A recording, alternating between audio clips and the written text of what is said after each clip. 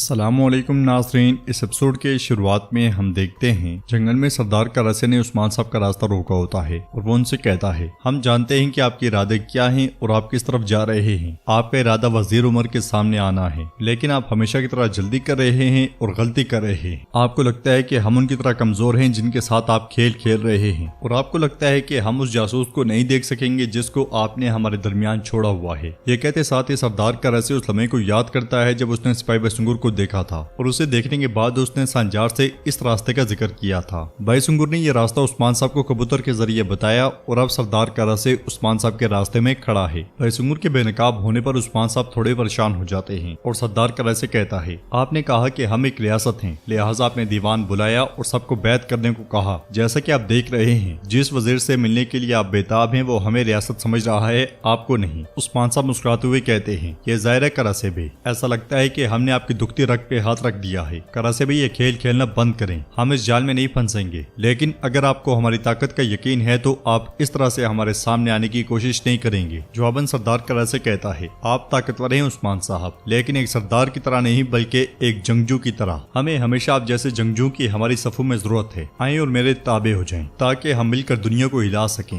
यह सुनकर उस्मान साहब गुस्से से कहते हैं, आपके हुक्म पर जब तक तुम यहाँ खड़े हो मेरे सामने, बिल्कुल मेरे कदमों के नीचे, तो याद रखना सिर्फ वाहिद चीज जो खौफ से कांपेगी वो तुम्हारा दिल है। ये कहते साथ ही उस्मान साहब पलटते हैं तो सरदार करासे कहता है, तो फिर अब आपका दिल खौफ से कांपेगा उस्मान साहब। वजीर उमर के पीछे जाना छोड़ दें, जल्दी से करादीन जाओ, क्योंकि वहाँ तुम्हारा बेटा अलाउद्दीन किले के जिंदान में कैद कर लिया गया है। ये सुनकर उस्मान साहब को एक जोरदार धचका लगता है और वो कहते हैं, तुम क्या कह रहे हो? काई कबीले में खवातीन बैठी होती हैं कि इसी लम्हे अलाउद्दीन का घोड़ा जिसके ऊपर एक थैली बंदी होती है सरपट कबीले में दाखिल होता है। अलाउद्दीन के घोड़े को अकेला आता हुआ देखकर सब परेशान हो जाते हैं और हान भी सरदारी खेमे से बाहर आ जाता है और घोड़े को देखकर उसके मुंह से बेसाख्ता निकलता है, भाई। घोड़ा दौड़ता ही चला जाता है। खवातीन भी परेशानी के आलम में उसकी तरफ दौड़ पड़ती हैं और हान भी तेजी से आगे बढ़ता है। सिपाही ओगोस बिल आखिर घोड़े को पकड़ लेता है और बाला खतून घोड़े को पुरस्कून करती है, मगर थैली में से रसने वाले खून को देखकर उनके कदम वहीं के वहीं रुक जाते हैं। वो हिम्मत करके जैसे ही थैली को पकड़ती हैं तो ओरहान थैली पकड़ते हुए कहता है, माँ रुके, मुझे देखने दें। मगर बाला खतून खुद ही थैली उठा लेती है और उसे खोलकर देखते साथ ही अपनी आंखें बंद कर लेती है। गुंजा रोते हुए पूछती है, माँ क्या ये अलाउद्दीन है? माँ कुछ तो बोलें, कुछ तो बोलें, क्या ये मेरा अलाउद्दीन है?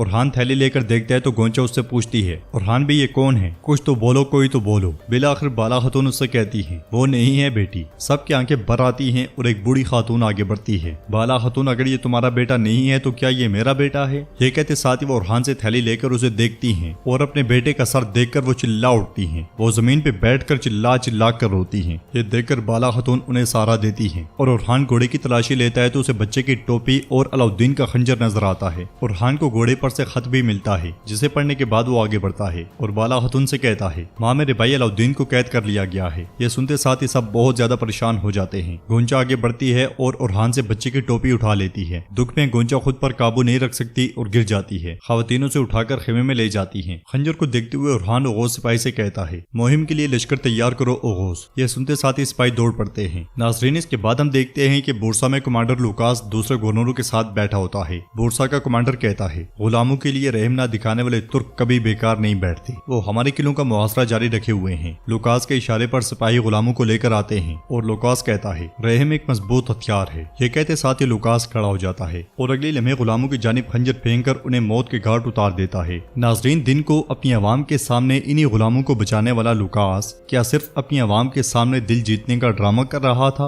लुकास मजीद कहता है, ये गुलाम भूल जाते हैं, जब इन्हें याद आती है तो बहुत देर हो चुकी होती है, क्योंकि भूल जाना मार देता है जनरल। हम उस्मान का किया दरा नहीं भूलेंगे और हम कौन है ये तो बिल्कुल नहीं भूलेंगे। हम कैसे लड़ते हैं इसलिए हम लड़ाई के अखाड़े में हैं। हम खड़े रहेंगे, मुकद्दस रोमी सल्तनत अपने पांव पे खड़ी रहेगी। ये सुनकर कमांडर पूछता है, करादीन किले के लिए आपका क्या हुक्म है? तो लुकास कहता है, हम कुछ नहीं करेंगे और इंतजार करेंगे। फतह हो या शिकस्त, उस्मान को उसके अंजाम तक ले जाएगी, ऐसे अंजाम की तरफ जहां वो मरना चाहेगा मगर मरेगा नहीं। इसके साथ ही वो सब शराब से लुत्फानंदोज होते हैं और लुकास आगे बढ़ता है तो कमांडर उससे कहता है, गवर्नर आंद्रे ने उस्मान के बेटे को कैद करके जिंदान में डाल दिया है। यह सुनकर लुकास गुस्से से कहता है, तुम्हें क्या लगता है कि तुम क्या कर रहे हो आंद्रिया? तुम मेरे सारे मंसूबों को बर्बाद कर दोगे। ये कहते साथ ही लुकास आगे बढ़ जाता है। कबीले में गोंचा बाला खातून से पूछती है, माँ उन्होंने अगर अलाउद्दीन को कोई नुकसान पहुंचाया तो? जवाबन बाला खातून उससे कहती है, नहीं बेटी डरो नहीं, वो उसे नुकसान नहीं पहुंचाएंगे बल्कि वो उसे हमारे खिलाफ इस्तेमाल करना चाहेंगे, इसलिए हमें उस्मान साहब वहाँ आते हैं। उस्मान साहब को देखते साथ ही बाला खातून एकदम से उनके पास जाती हैं और कहती हैं, उन्होंने उस्मान हमारे सिपाही को कत्ल कर दिया और अलाउद्दीन को कैद कर लिया। जवाबन उस्मान साहब कहते हैं, मैं जानता हूँ बाला, मैं जानता हूँ। फिर नक्शे की जानिब बढ़ते हुए कहते हैं, हम इस सब की कीमत वसूल करेंगे। उरहान, हमारा हदफ करादीन किला है, बताओ जरा क्या सूरत हाल है। तो उरहान कहता है, मुहिम के लिए लश्कर तैयार है हुजूर, आपका हुक्म मिलते साथ ही हम रवाना हो जाएंगे। हम पहले मंजनीकों के जरिए दीवारों को तोड़ेंगे। उस्मान साहब पूछते हैं, दीवारों के सामने मौजूद रुकावटों का क्या होगा? किले का पिछला हिस्सा एक चट्टान है, क्या तुम्हारे पास इसके लिए कोई मंसूबा है? इससे पहले कि उरहान कुछ बोलता, गोंचा कहती है, बाबा वो अलाउद्दीन को तकलीफ तो नहीं पहुंचाएंगे ना? यह सुनकर उस्मान साहब कहते हैं, वो कुछ नहीं कर सकते। तो फातिमा कहती है, लेकिन बाबा वो हमारे दुश्मन हैं, अगर हमें तकलीफ पहुंचाने के लिए उन्होंने बाई को। तो उरहान उसे रोकते हुए कहता है, बहन हरगिज नहीं, हम अलाउद्दीन की बात कर रहे हैं, कोई ऐसी रुकावट नहीं है जिसे मेरा भाई अपने दिमाग से अबूर ना कर सके। हम नहीं घबराएंगे और साबित कदम रहेंगे, हम उन्हें वो नहीं देंगे जो वो चाहते हैं। फिर उस्मान साहब कहते हैं, हम नहीं रुकेंगे और ना हार मानेंगे, हमारा हदफ करादीन किला है, हम अलाउद्दीन को भी लेंगे और करादीन किले को भी। बिल्कुल फिक्र ना करो, आप अपने शोर से फिर से मिलोगी गोंचा। नाज़रीन, इसके बाद हम सुबह के वक्त देखते हैं गवर्नर आंद्रिया किले की बुलंदी पर खड़ा होता है। किले के सामने उस्मान साहब की क़यादत में एक बहुत बड़ा तुर्क लश्कर भी मौजूद होता है। लश्कर के साथ भारी भरकम हथियार भी होते हैं। सरदार गेंजर, बाईहान बे और बेगम खातून भी उस्मान साहब के शाना बिशाना होते हैं। इसके साथ ही उस्मान साहब आगे आते हैं और हान उस्मान साहब से कहता है, हाथों में तलवारें लिए लश्कर तैयार है और आपके हुक्म का मुंतजर है हुजूर। फिर सरदार बहहान कहता है, मंजनी की दीवारों को तबाह करने के लिए तैयार हैं। जवाबन उस्मान साहब कहते हैं, वो लड़ेंगे या अमन से किला देंगे, हम देख लेंगे। उधर जरकुतै करादीन किले के दरवाजे के सामने मौजूद होता है और गवर्नर से कहता है, मैं तुम्हें आखिरी बार तंबीह कर रहा हूँ गवर्नर, हमें शहजादा अलाउद्दीन सही सलामत दे दो और अपना किला भी हमारे हवाले कर दो ताकि तुम्हारे सिपाहियों की जान बच सके। मगर आंद्रिया कहता है, तुम्हारे पास 100 आदमी नहीं बल्कि 1000 आदमी भी हों तब भी कोई फर्क नहीं पड़ता, मैं हथियार हरगिज नहीं डालूंगा। मंजनीकों से आग तो बरसाओ जरा, हमला करो दीवारों पर, क्योंकि बहने वाला खून मेरा नहीं बल्कि तुम्हारा होगा। इसके साथ ही आंद्रिया के इशारे पर सिपाही अलाउद्दीन को पिंजरे में बंद करके बाहर की तरफ लटका देते हैं।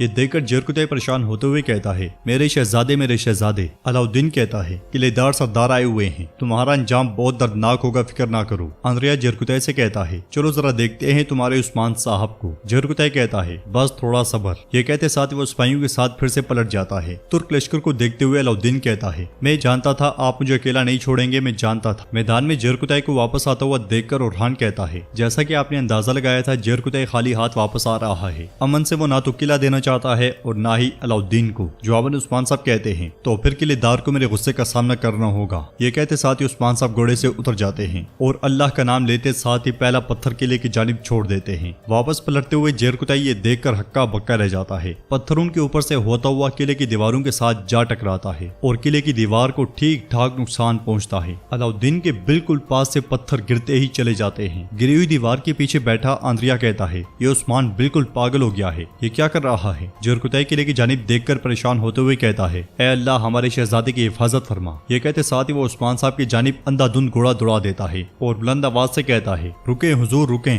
मगर उसकी आवाज उन तक नहीं पहुंचती और हान एक और पत्थर किले की जानिब छोड़ देता है, जिसे आता हुआ देखकर अलाउद्दीन कहता है, रास्ते का अंजाम आ गया है ना अलाउद्दीन, ऐ मेरे अल्लाह मेरे गुनाहों को माफ फरमा। उसके ये कहते साथ ही पत्थर दीवार के साथ जा टकराता है। पत्थर के दीवार के साथ लगते साथ ही बाज़ंतीनी सिपाही गिर जाते हैं। अलाउद्दीन के पिंजरे के साथ कई पत्थर टकराकर आगे पीछे गिरते हैं, मगर अलाउद्दीन इस बार भी बच जाता है। एक के बाद एक पत्थर किले की दीवारों के परखच्चे उड़ाता चला जाता है। इस बात से बिल्कुल बेखबर के सामने अलाउद्दीन है, तुर्क अपने पत्थर फेंकते ही चले जाते हैं, कभी उस्मान साहब और कभी उरहान। उस्मान साहब के इशारे पर मंजनीकों की जगह बदली जाती है। जरकुतै घोड़ा दौड़ाता हुआ बुलंद आवाज से कह रहा होता है, रुके हुजूर रुके। मगर उस्मान साहब एक और मंजनीक की रस्सी काट डालते हैं। सामने कैद अलाउद्दीन दुआ मांग रहा होता है। ये पत्थर हवा में ही होता है कि किस्त का इख्तिताम हो जाता है। उस्मान साहब भी परेशान दिखाई देते हैं। कैसा लगा आपको ये कंप्लीट बोलम, हमें आप कमेंट में बता सकते हैं। वीडियो पसंद आए तो वीडियो को लाइक करें, चैनल को सब्सक्राइब करें और बेल आइकन पर लाजमी से क्लिक कर दें। इंशाल्लाह मिलते हैं नेक्स्ट वीडियो में, तब तक के लिए रखें अपना और अपनों का बहुत ज्यादा ख्याल। अल्लाह निगहबान।